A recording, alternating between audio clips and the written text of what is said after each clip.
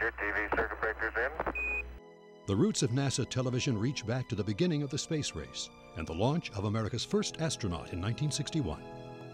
So all of a sudden we've got this challenge that we're going to have to work out a whole operation for the television networks coming up for the Alan Shepard launch.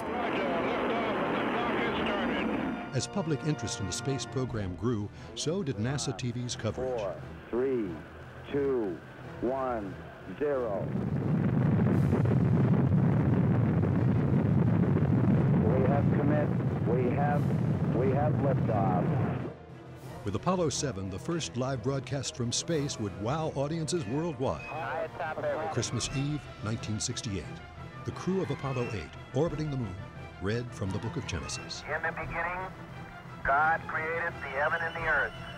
And in 1969, as Neil Armstrong and Buzz Aldrin brought the Eagle to a soft landing on the moon, The Eagle has landed. NASA television engineer Richard Nafzger held his breath. The TV better work or else, and if it doesn't, they really will know who I am, because I'll be the man who didn't bring you television from the moon.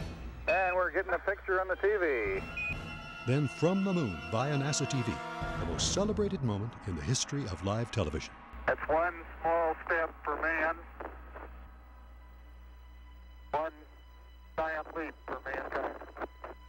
I think that's one of the best things we ever did in the space program. One of the best decisions ever made with regard to the space program was to share that with the world. For the next 40 years, NASA TV would share evermore Voyager's trip through the solar system. It became a worldwide event when Voyager was flying by these worlds, and I had no idea that it would have that kind of an impact. The awe-inspiring images of the Hubble Space Telescope. This kind of footage is a major, wonderful, major accomplishment. And for people to be able to see this, I think it's just absolutely exhilarating. From the Mars exploration rover's landing on the Red Planet to live coverage of the Space Shuttle and the International Space Station, often from the vantage point of astronauts living and working in space. And now, in high definition. You see some of those images that are now in HD of the inside of the space station and the outside of the space station. It's just incredible. Live specials, news conferences, education programming, and science updates, and continuous news feeds, providing footage and interviews to news organizations around the world.